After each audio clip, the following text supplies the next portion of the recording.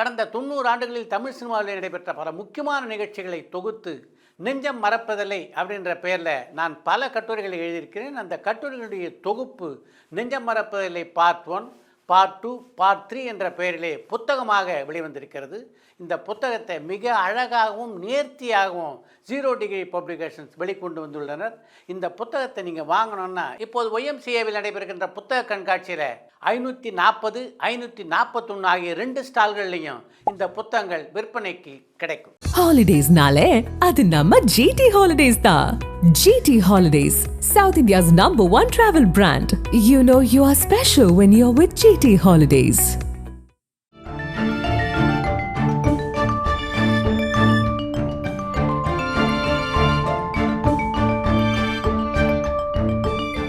உங்கள் ஜீரண கோளாறுகளுக்கும் வயிற்றெரிச்சலுக்கும் சரியான ஒரு தீர்வு.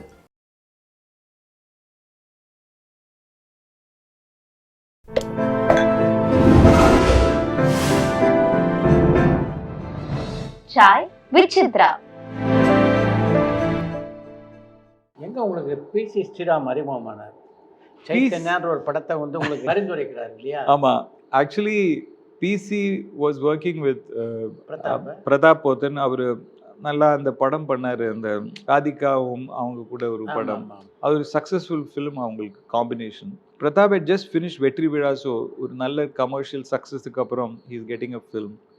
But PC had some gallbladder stone operation ஏதோ சொன்னார். He wanted, I mean, and Pratap போத்தனும் அந்த அட்வர்டைசிங் பேக்ரவுண்ட் இருந்து வந்தவர், done Madras players theatres. So அந்த பேக்ரவுண்ட் இருக்கிறவருன்னு சொல்லி பிசி மென்ஷன் பண்ணார், இந்த மாதிரி இவர் இருக்காருன்னு. சரி, ஓகே, ட்ரை பண்ணலாமே, அது என்ன இருக்குன்னு சொல்லி தேட் ஆட்டிடியூடோட என்டர் பண்ணேன். So I short Chaitanya. எப்படி இருந்தது முதல் பட அனுபவம்? That was எனக்கு அவ்வளோ I didn't enjoy that process so much because I went first to இங்கே ஒரு we had done some shooting in Red Hills, but after that when I went to Goa, ஒரு 4 days ஒரு boat chase, 4 days jeep chase, 4 days இன்னொரு chase. என்னடா அது chase Chaitanya மாதிரியே இருக்கு. So இது என்ன கதை என்னன்னு புரியல எனக்கு. பட் யாருக்குமே புரியல கதை எண்டில்.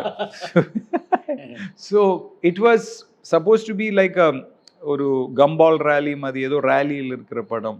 So I found that whole process not interesting. And ஒரு தென் ஐ ரியலைஸ்ட், நீங்கள் காலையில் எழுந்து போய் கரெக்டாக மார்னிங்கில் லைட்டில் ஷார்ட் எடுக்கலைன்னா you don't get that. Because நான் ஸ்டடி கேமில் ஒர்க் பண்ணும்போது I am seeing the work of ஒரு சாகர் மாதிரி இருக்கிற படம், அங்கே கிரேடிங் நடக்கிறது, ஷாம் பெனகலோட படங்கள் கிரேடிங் நடக்கிறது, பாலுமேந்திராவோட படங்கள் கிரேடிங் நடக்கிறது. அவங்களுக்கு அங்கே கிடைக்கிற அந்த குளிர்மை இதில் வரமாட்டேங்கிறது. பிகாஸ் இந்த ஷார்ட் எடுக்கும்போது 11 மணியாக இருக்குது. All kind of production problems. 4 jeep இருக்குது, ஒரு இடத்துல போய் பார்த்தா ஜீப்புக்கு பெட்ரோல் இல்லை, பெட்ரோலுக்காக அப்போ ஓடுறாங்க.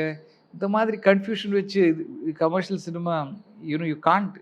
எப்படி இருந்தாலும் இந்த ஆக்ஷன் சீக்வன்ஸ் இந்த மொட்டை வெயிலில் தான் எடுக்கிறாங்க, பிட்வீன் 11 to 3 o'clock. அதில் உங்களுக்கு ஃபோட்டோகிராஃபி ரொம்ப கஷ்டம். ஏன்னா I was not enjoying that process. So அந்த விரக்தியில் சினிமாவே வேண்டான்னு சொல்லி நான் இருக்கும்போது தான் ஒரு ஆட் நான் பண்ணிட்டு இருந்தேன். I think temple blue ad இருக்கும், அதில் அரவிந்த் கூட நடிச்சுருந்தாரு. அந்த ஆடில் எடுக்கும்போது ஒரு பையன் ஏவிஎம் ஸ்டுடியோவில் உள்ளே என்டர் பண்ணார். And that is Manoj Night Shyamalan. எனக்கு அப்போ தெரியல அவர் வந்துட்டு he was looking for a cameraman. So AVM had recommended Goan is my friend. இல்லை இவர் உங்களை மாதிரி இங்கிலீஷ் ஸ்டைலில் பேசுவார், அவர் do you have showreels சொன்னால் நான் அட்வர்டைஸிங் காமிச்சேன். he liked it and he said we would like to work சொன்னப்போ. but I said I want to see the script. எனக்கு என்னவோ அந்த ப்ரேயிங் வித் ஆங்கர்னு சொல்லி அவர் ஒரு படம் மெட்ராஸில் எடுத்தார், எனக்கு அந்த ஸ்கிரிப்ட் அவ்வளோ பிடிக்கல. வேணாம்ப்பா இது இப்போ. And that's the time my production was really getting setup. எதுக்கு போய் இது பண்ணுறோன்னு சொல்லி எனக்கு தெரியாமல் இவ்வளோ பெரிய மனோஜ் நைட் ஷாம்லனுக்கே நான் நோ சொல்லியிருக்கேன். ஸோ நான் அவ்வளோ அறிவாளியெல்லாம் கிடையாது, நானும் முட்டாள் தான். அது தெரிஞ்சிருந்தா நான் இன்றைக்கி ஹாலிவுட்டில் கேமராமேனாக இருந்திருப்பேன். Because he took Madhuamba to Hollywood and all that. That script didn't work for me. Wow. Then when he became he went there and did such a big ஒரு பெரிய ஹிட் கொடுத்தாரு. அவரு வேர்ல்டே ஷேக் பண்ணிட்டாரு அவரோட படத்துல. அப்போ எனக்கு தெரிஞ்சது ஆமாம், அப்போ எனக்கு தெரிஞ்சது எனக்கு அந்த அந்த ஸ்கிரிப்ட் ஜட்ஜ் பண்ணுறதுக்குள்ள மகிமை கூட கிடையாது. நான் அவ்வளோ பெரிய முட்டாள்னு நான் நினச்சேன். Then I mean just happens that then finally you get to do a Bombay which I mean success. And இந்த கட்டத்தில் தான் ரோஜா படத்தில் நடிக்கக்கூடிய வாய்ப்பு அமைஞ்சதா? அவர் கூப்பிட்டாரு. எங்க இருந்து உங்களை தேர்வு பண்ணாரு மணி?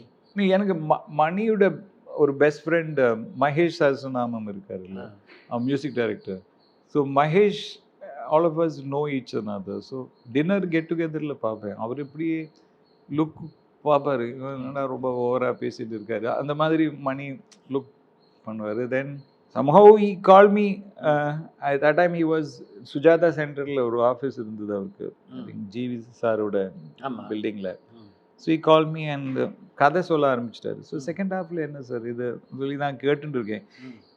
நான் அப்போ கிரீஷ் கர்நாடுக்கு ஒரு செல்வின்னு சொல்லி ஒரு படம் முடிச்சுட்டு அதனோட ஃபோட்டோகிராஃப்ஸ் எல்லாம் எடுத்து நான் கேமரா ஒர்க் பண்ணுறதுக்கு போய் காமிக்கிறேன். அவர் பெரிய லெவலில் லைட்டிங் எல்லாம் பண்ணி பிசி வச்சு பண்ணும்போது நான் ஒரு சின்ன 16mm படம். நானும் ஒரு முட்டாள் தான், நான் நினச்சிட்டு இருக்கேன் அவர் என்னை சினிமாட்டோகிராஃபி கூப்பிடுறாரு. பட் ஏதாவது இருக்கும், அவரோட என்னோட ஆட்ஸ் பார்த்துருப்பாருன்னு. அதெல்லாம் அவர் கேட்கவே இல்லை, ஆட்ஸ் பற்றியும் கேட்கல. பட் அவர் ஒரு கதை சொல்கிறாரு, அந்த கதை ரோஜாவோட கதை. ஸோ நான் சில கொஸ்டின்ஸ் கேட்கும்போது அதெல்லாம் தேவையில்லை, இப்போ என்ன பண்ணணும்னு சொல்லும்போது நீ இதில் நடிக்கிறியான்னு கேட்டேன். இல்லை எனக்கு வேண்டான்னு சொன்னேன். ஸோ அவர் சொன்னார், no why. So I said no, your wife my senior actually was a good cameraman. She was அவங்களோட ஒர்க் தான் எங்களுக்கு கலர் ஃபோட்டோகிராஃபியில் கலர் ப்ராக்டிகல்ஸ் காமிப்பாங்க. Because she had work with Ashok Kumar, she had work Hasini அம்மா, she had work with Barun தான் எல்லாம். So ஒரு அவங்களோட கலர் ப்ராக்டிக்கல் எக்ஸசைஸ் நாங்கள் பார்ப்போம். ஸோ நல்லா தான் எடுத்திருந்தாங்க. ஸோ பட் அவங்க ஆக்டர் ஆனதுக்கப்புறம் யார் அவங்கள கேமரா ஒர்க்கு கூப்பிடுவாங்க. ஸோ அதுதான் எனக்கும் ஆகும். அவர் ஓ அது நல்ல பாயிண்ட் தான் நீங்கள் சொல்கிறீங்க. அவர் ஓகே ஒளிப்பதிவாளராக பிரபலமாக முடியாதுன்றதுக்காக மேற்கு சான்ஸ். ஆமாம், எனக்கு ஐ டென்ட் தவறான முடிவுன்னு எப்போது ஃபீல் பண்ணி? இல்லை இல்லை இல்லை, I not fell that because I really like cinematography. எனக்கு இன்னைக்கு கிடைச்சிருக்கிற ரெக்கக்னிஷனோட அஸ்திவாரம் இஸ் பாம்பே. அது ஒரு குறிப்பிட்ட காலகட்டத்தில் ஒரு மிகப்பெரிய ஒரு அசோசியேஷன் அவர் எஸ்டாப்ளிஷ் பண்ணியிருக்காரு வித் பிசி ஸ்ரீராம். அது ஒரு unbreakable combination. So is first time trying with what you call Madhu Ambat and it is not successful in Anjali. எல்லாரும் ரொம்ப பார்க்க முடியல ஏதோ சொல்கிறாங்க. I mean it is not. And then big success with Santosh, with Thalapathi and Roja. அதுக்கப்புறம் they do Thiruda Thiruda and then they are trying to do Bombay. So you C இது பெரிய பெரிய ஷூஸ் ஃபில்அப் பண்ணுறது. நீங்கள் அது ஃபெயில் ஆயிடுச்சுன்னா அவங்க career out. And it's a very controversial film. But something in that script, something about the way he was telling it was really interesting. You know, that's my luck that I could shoot Bombay. Mani at his best form, AR at his best form. கேட்டிங்களா உங்களை எதுக்காக அந்த படத்துக்கு ஒளிப்பதிவாளராக அவர் தேர்ந்தெடுத்தார் அப்படின்னு? இல்லை, அதுக்குள்ளே we have met many more times. And மணிக்கு I think he also thought that இந்த பையனுக்கு அந்த அளவுக்கு கான்ஃபிடென்ஸ் இருக்கே ஒரு ஆக்டிங் வேண்டாம்னு சொல்லி. பிகாஸ் சார் என்ன பார்த்துட்டு நீங்கள் என்ன நடிக்கலன்னு சொன்னால், என்னோட பாடி, என்னோட ஃபேஸ், என்னோட ஒரு look, I don't have any control over it. இது எனக்கு ஜெனட்டிக்காக என்னோட அம்மா அப்பாலேருந்து வந்திருக்கிற விஷயம். But photography is not genetic. நான் படித்தது, நான் அதுக்காக உழைச்சது. அதுக்கு பிறகு நீங்கள் நடிகனா வந்ததுக்கு அப்புறம் உங்களுக்கு உள்ள ஸ்கில் இருந்தால் அது வேற matter. But you know it's just what when somebody is just calling you for an audition, it's because you look right. அவருக்கு அப்போ இருக்கிற சினிமா ஆக்டர்ஸோட ஒரு டிஃப்ரெண்ட்டான ஒரு ஃபேஸ் வேணும், ஒரு அர்பன் ஃபேஸ், ஒரு calm face. And maybe I fitted that bill at that time. But நான் ரொம்ப கான்ஷியஸ் சார். ஒரு ஸ்டில் எடுத்தாலே எனக்கு ஒரு மாதிரி கூச்சமாக இருந்தது அந்த டைமில்.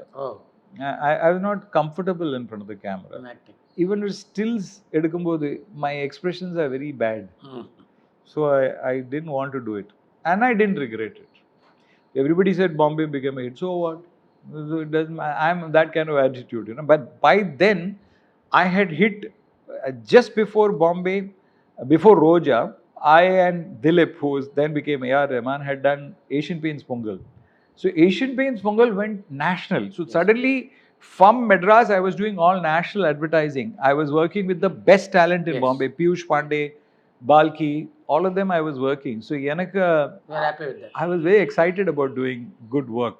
So it didn't really matter to me at that stage. Then it just so happened within over 2-3 years, I mean, since I was shooting a lot in AVM and I became friends with Guhan on the chance to do Minsara Kanavu happened.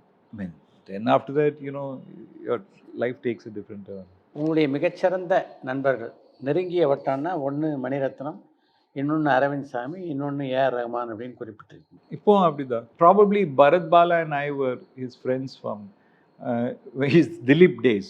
Our A R Rahman ஆவதுக்கு முன்னால் அவர் first car வாங்கிட்டு first studio போடுறது, அவருக்கு studio இல்லாத டைமில் இக்னிஃப்ளூயிட் பாய்லர்ஸ்க்கு மியூசிக் பண்ணுறது. And it's an incredible story. I mean there's so much of talent, so much of hard work, and also correct technology, correct time. So many things have worked, and his mother, his family. So I've been very close to them. Arvind and I became very close making Bombay. And through so much, and I shot Arvind's wedding photos and that sort. So Arvind is a really close friend and very intelligent chap. Money is like big brother. So it's like, and I've never met anybody before that in the film industry who's so focused on his work. Money never gossips. True. AR doesn't gossip. True. And it's not like who's doing what is doing. That kind of conversation is not there. So with even மூணு பேருக்கும் you can talk about things that you have read or you like, and not about unnecessary things. So it's something which I kind of enjoy in my friendships. A R ரஹ்மானோட பல விளம்பர படங்கள் நீங்கள் work பண்ணியிருக்கீங்க. ஆமா. இவர் வந்து நிச்சயமாக சினிமா உலகத்தில் ஒரு பெரிய மியூசிக் டைரக்டர் வருவான்னு எப்போது தோணிச்சா உங்களுக்கு? We were doing breakthrough films. இப்போ சில படங்கள் நீங்கள் குவாலியர் ஷூட்டிங்ஸோட ஆடில் அவர் இந்த ரோஜாவுக்கு வரக்கூடிய அந்த பீட்ஸ் அங்கே யூஸ் பண்ணியிருக்காரு. அந்த ஏலேலோ நீங்கள் அந்த சின்ன சின்ன ஆசையில் கேட்குறது that we have used it in Asian Paints Pongal. And the sounds he was experimenting was already, we had done it in 2 ads. So AR is not just a composer. You know, அவரோட main factor என்ன சொன்னா, எனக்கு எல்லாமே தெரியும், நான் எழுதுறேன், நீங்கள் வாசிச்சா போதும், அப்படி ஒரு ஆக்ஷன் கிடையாது. AR is like, let's create music together. So every instrumentalist நீ ஏதாவது புதுசாக வாசின்னு சொல்கிறது. ஸோ அந்த இம்ப்ரூவைசேஷன் இருக்குல்ல, ஒரு கான்வர்சேஷன் இருக்கு, ஒரு musical conversation. AR bought that musical conversation. புது ஸ்டைல். எனக்கு அறிவு இருக்கு, நீ கேட்டுக்கோன்னு இல்லாம நம்ம சேர்ந்து கிரியேட் பண்ணலாம். ஸோ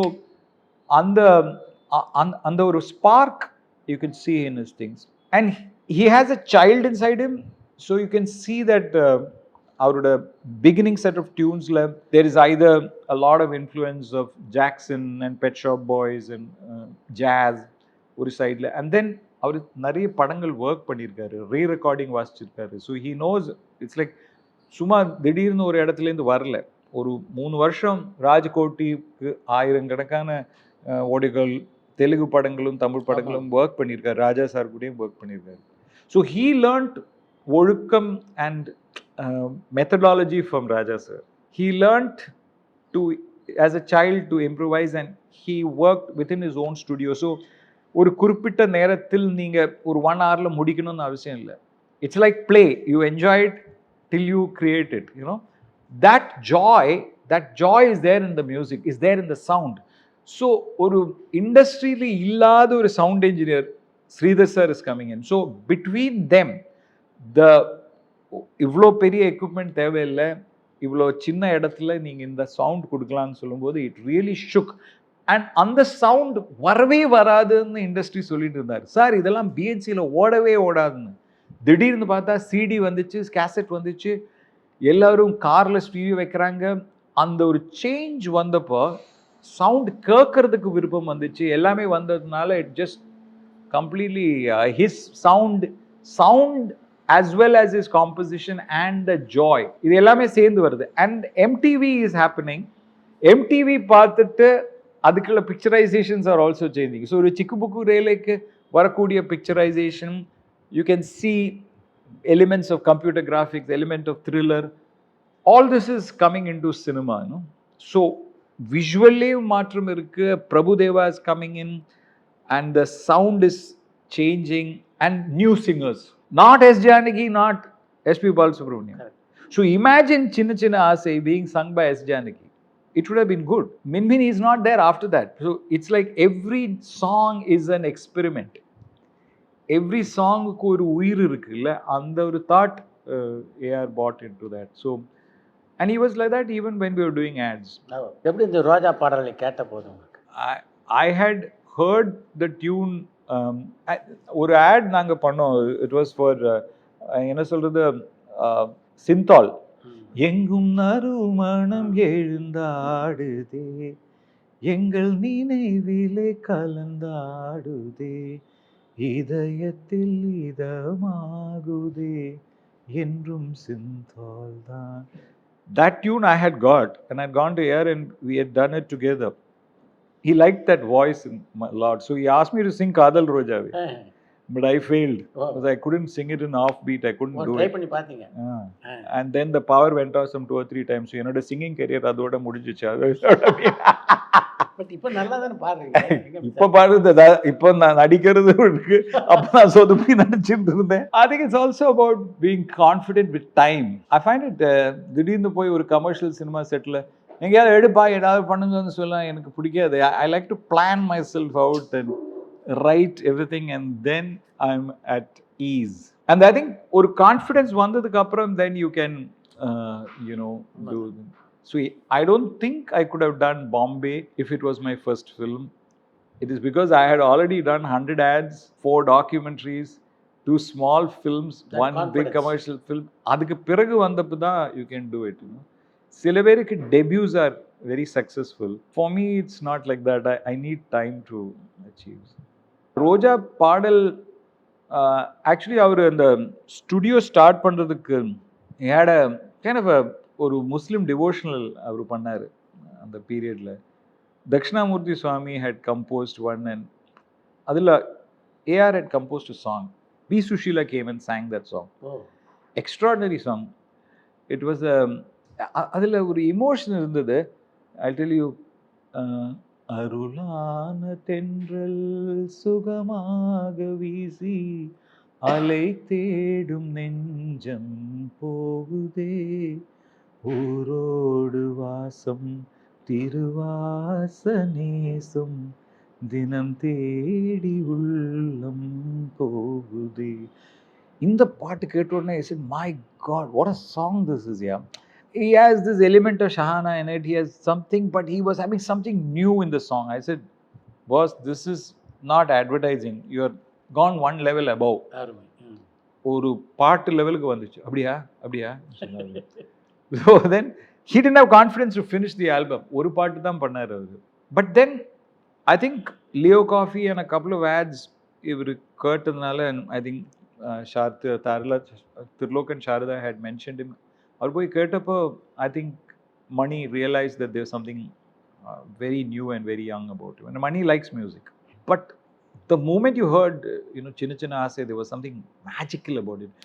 என்ன ரேகை இது வரைக்கும் யூஸ் பண்ணவே இல்லை, எப்படி இது வந்துச்சுன்னு சொல்லி. And I had heard Kadal Rojaave. It was sounding so good. தென்றல் என்னை தீண்டினான் சேலை தீண்டும் ஞாபகம். Every song in that film was so good. And then the background score, Tamila, like what a song, So like அந்த மாதிரி ஒரு 4-5 hits ஒரு ஆல்பம்ல கொடுத்தா it just shook the industry. different genre வேற. ஏர் இருந்தது, ஒன்றும் கிளட்டரா இல்லை, எல்லா இன்ஸ்ட்ருமெண்ட்டும் கேட்கறது. Then he followed it up with Tuck Tuck Tuck, and at that time Suresh Menon had gone to him and done Pudhiya Mugam.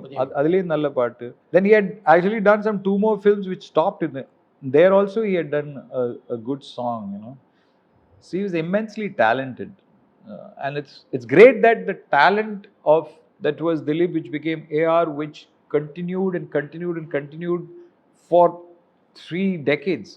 It's so difficult in the industry. Not easy. It's not easy.